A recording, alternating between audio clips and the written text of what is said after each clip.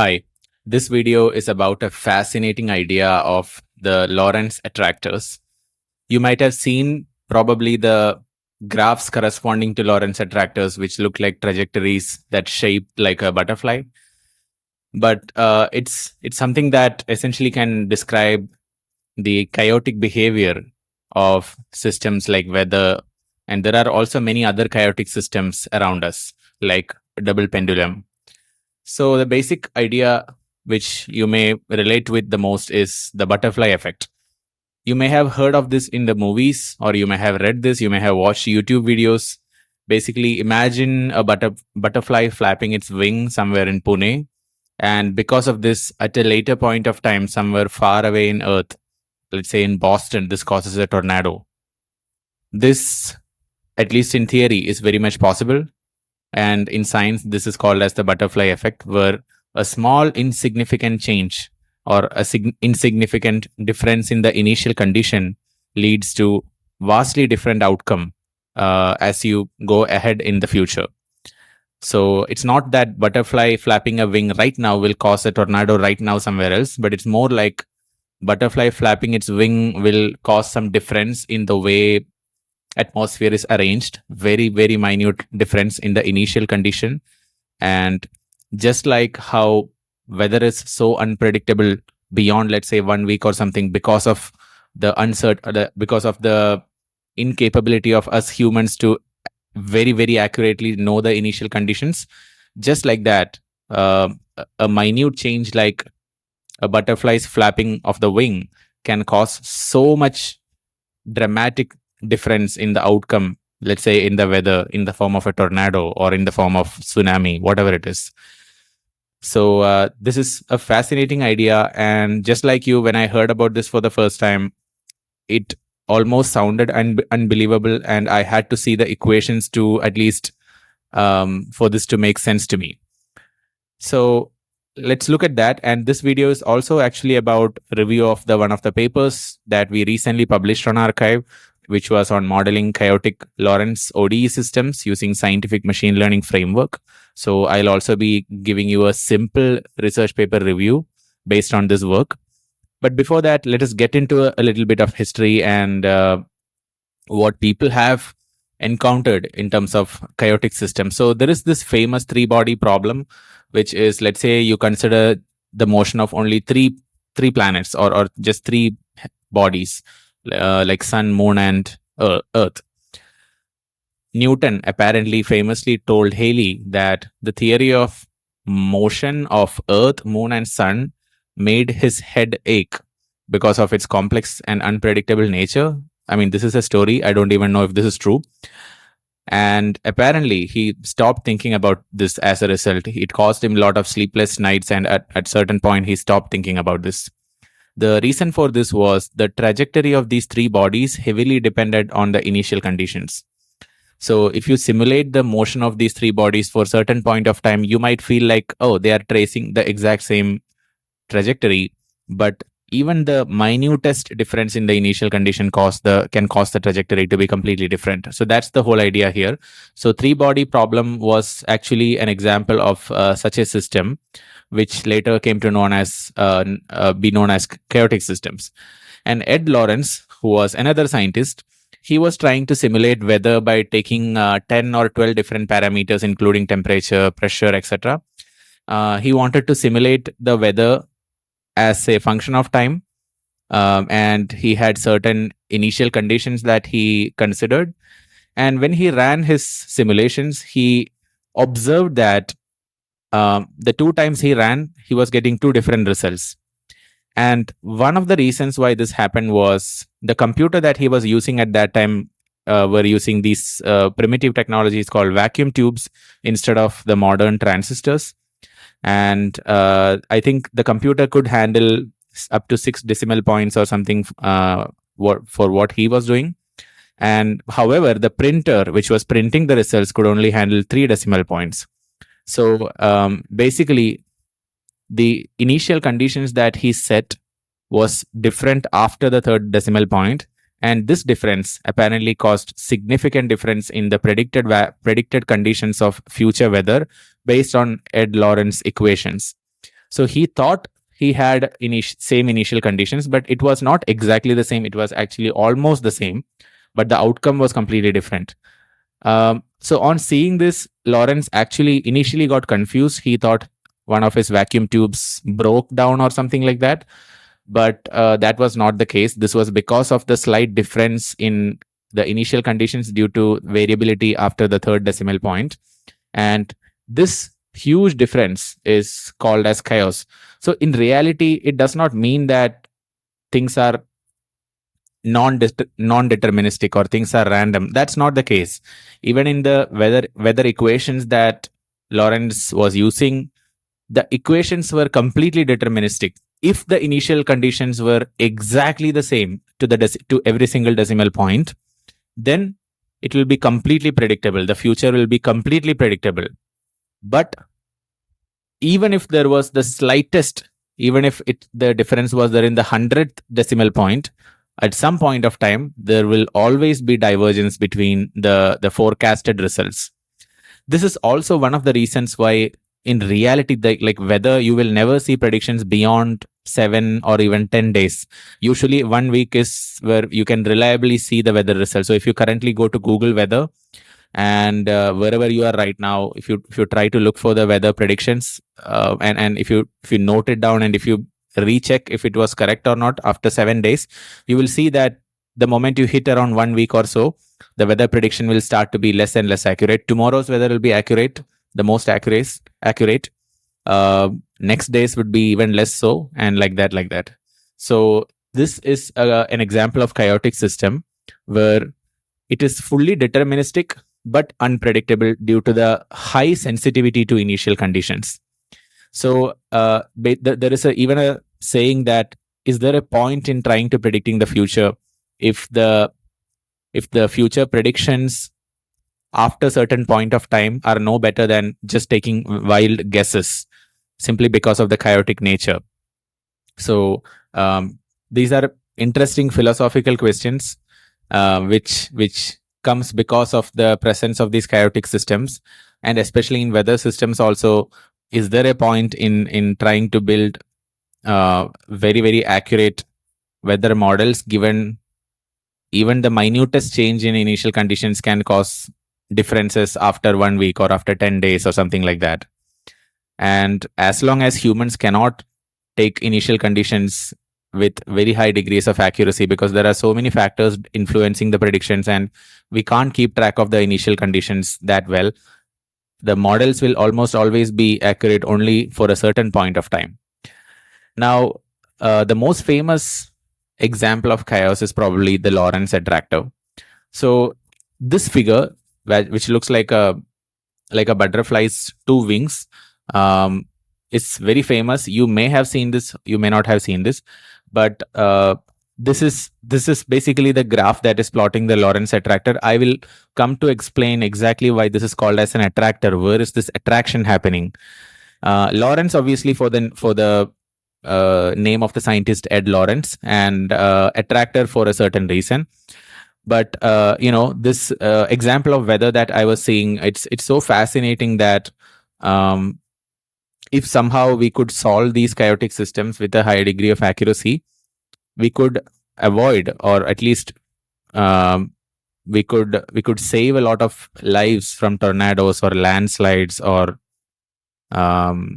let's say floods, droughts. There are a lot of weather phenomenon happening, and the scale of these phenomena are so huge that it can cause big degree of loss of lives, big degree of massive displacement of humans. All of these things happen, but the underlying cause for all of that is the inability of humans to predict weather with great degree of accuracy.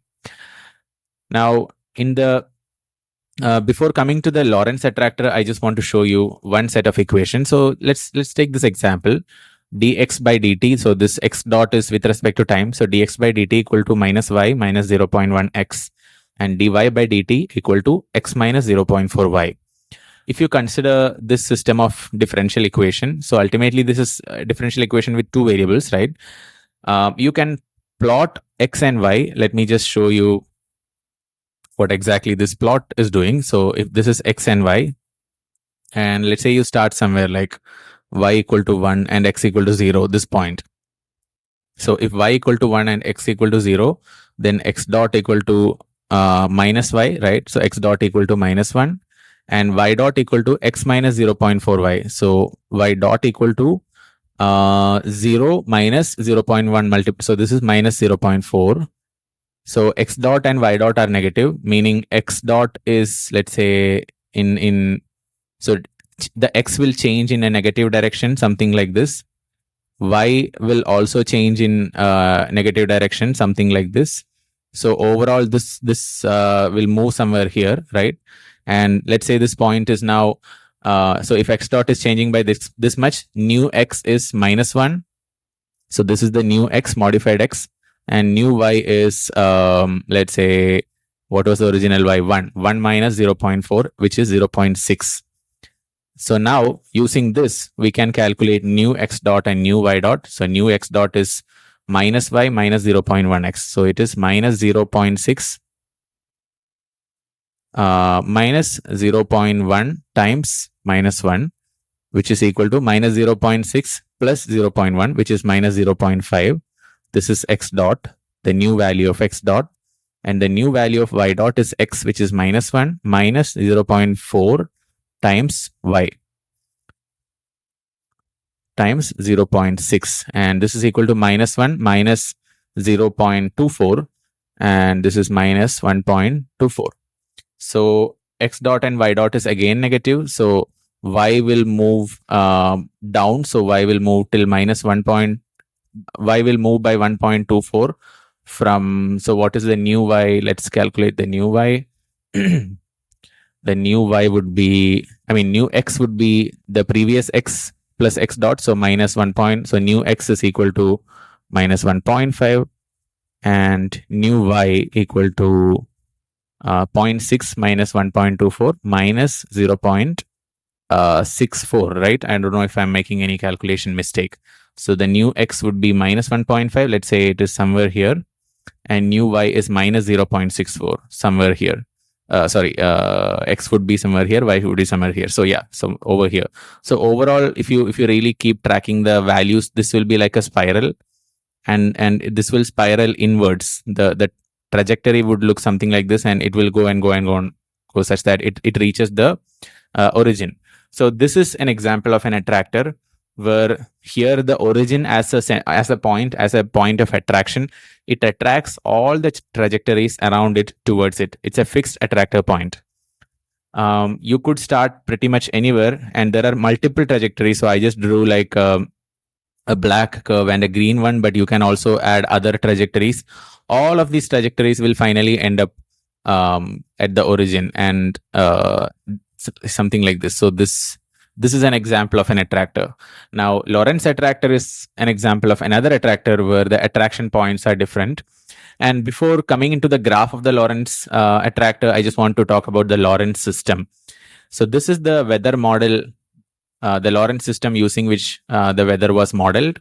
It has 3 variables that are changing over time, x, y, and z. And there are few other parameters. Sigma, I'll explain this when we are reviewing the paper. There is sigma, beta, and rho. So this one, sigma, beta, and rho. Remaining ones are either x, y, or z. So x, y, z, x, y, z. So there are these 3 parameters apart from x, y, z. And usually values are assumed for this. I think sigma is usually considered to be 10. Rho is considered to be 28 or something, and beta is considered to be 8 by 3, if I'm not wrong. I have to check in the paper.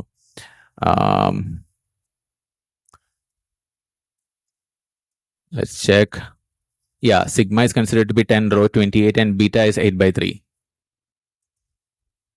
So, but I'll come to explain what exactly this means. And here, if you can see, there are 3 variables, right? X, y, and z. So previously, in the previous attractor, there were only 2 variables, x and y. And for that reason, the graph was in just 2 dimensions. But here, it will be in 3 dimensions. And when we numerically solve this, this system of equations over x, y, and z in this 3D plot, the graph will looks in such a way that the shape of the plot would be like the wings of a butterfly. And here, the length of the curve, length of every trajectory is infinite. It can continue going in that shape, but it will continue going like that in a finite space. The space in which this trajectory exists is finite. So, but the length of the trajectory is infinite. So, infinitely long curves in a finite amount of space. But when you substitute these values for the parameters sigma, then rho and beta, it's also called as a strange attractor. This is one of the set of equations that try to model the atmospheric weather.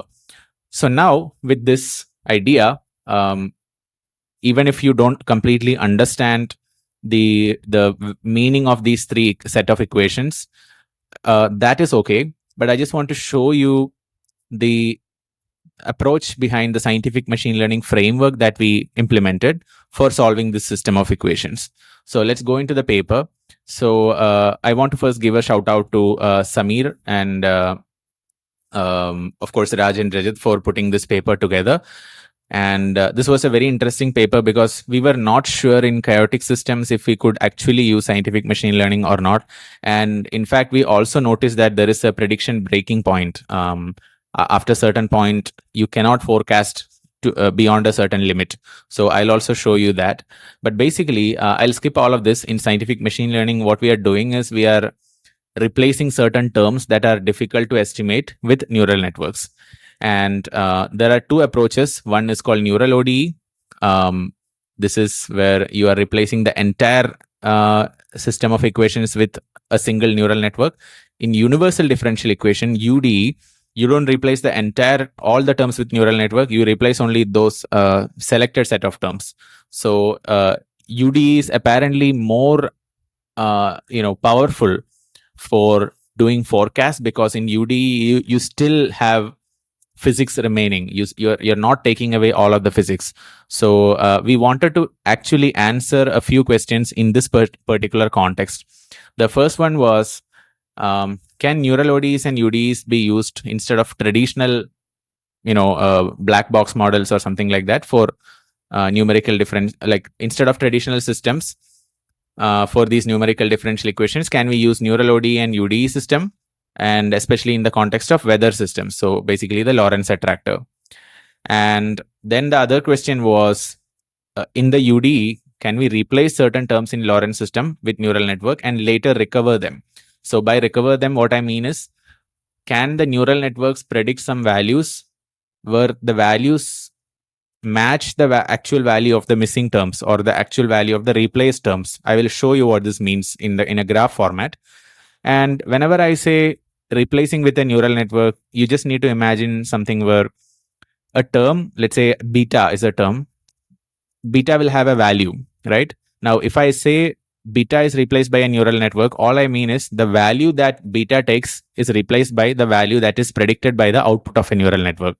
So that is replacement by a neural network. That's what it means.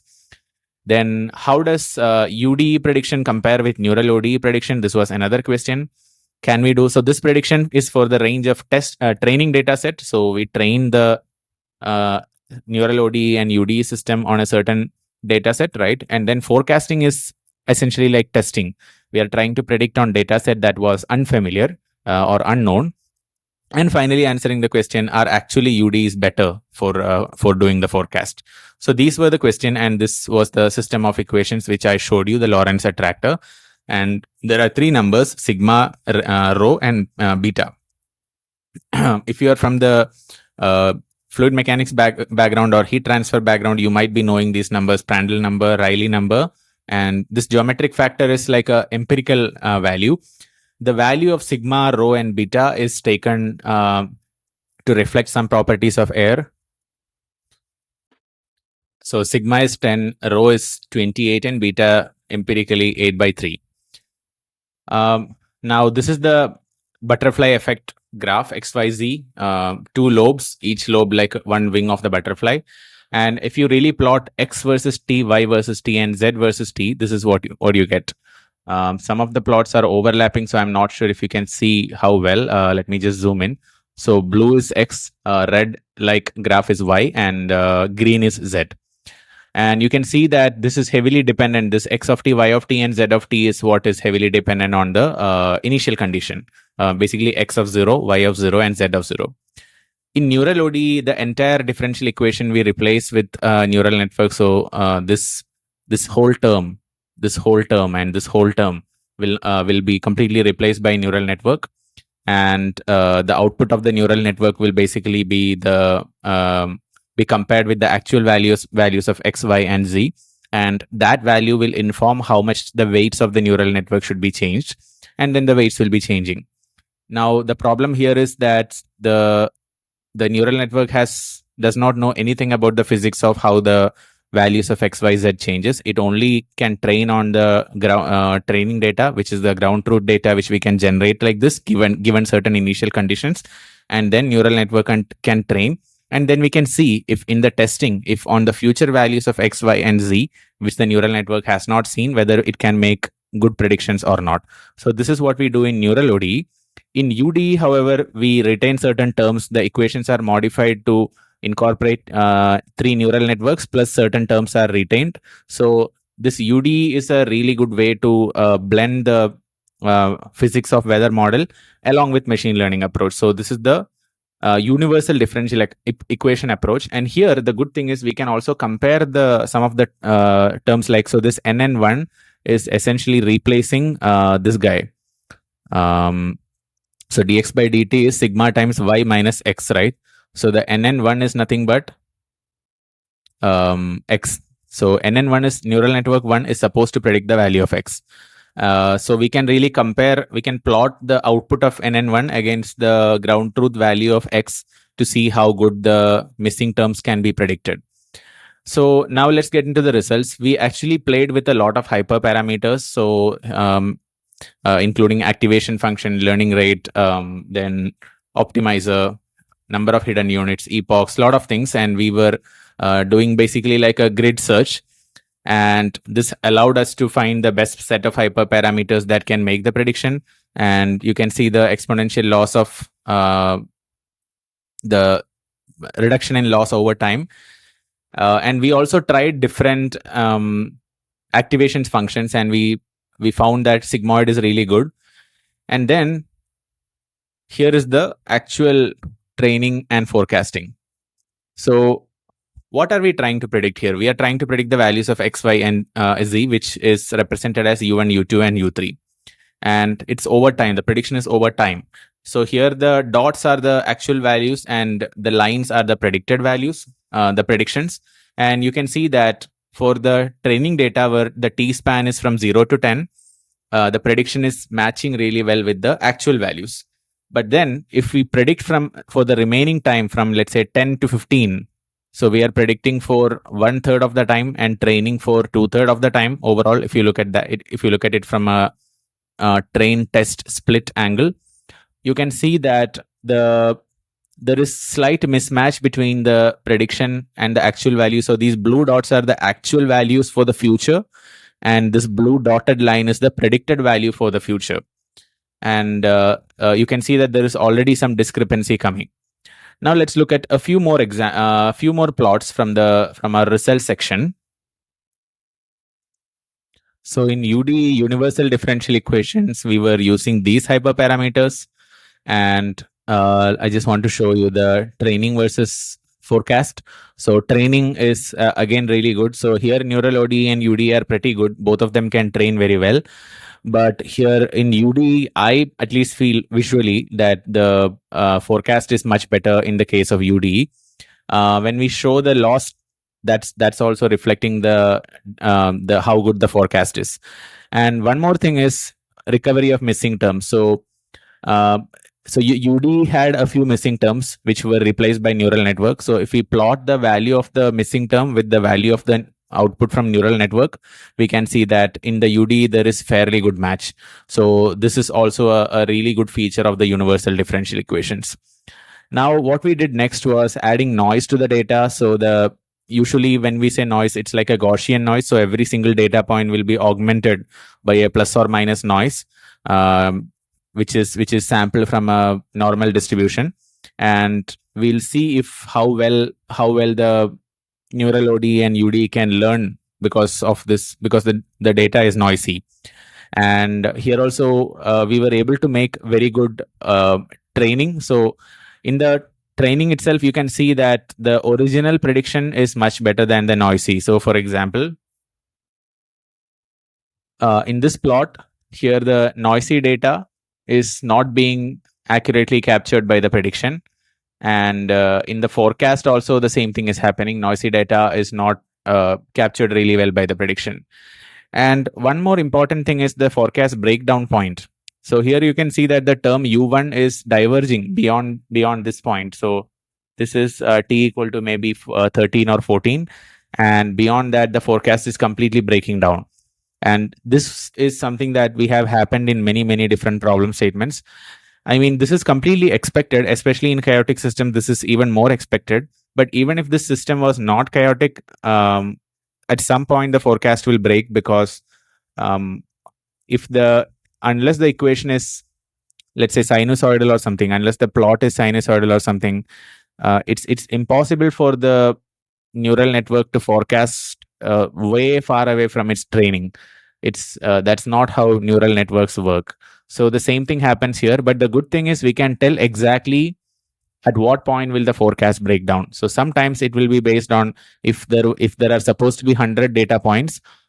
Out of 100, how many data points do you need for making a good forecast? So if 90 data points are needed to make prediction on the remaining 10 points, it's probably not a very good model. But if only 50% of the data is needed for forecasting, for training as well as for forecasting beyond, then it's probably a very good model. So there are systems which are non-chaotic, where such, even with limited amount of data, you can make a lot of forecasts. That is what we attempted in this paper also. We just wanted to see how small of a data set can we work with for making good forecasts. We can do forecasting, but it of course breaks down. So there are several things in the pipeline that we have imagined for the future for this paper.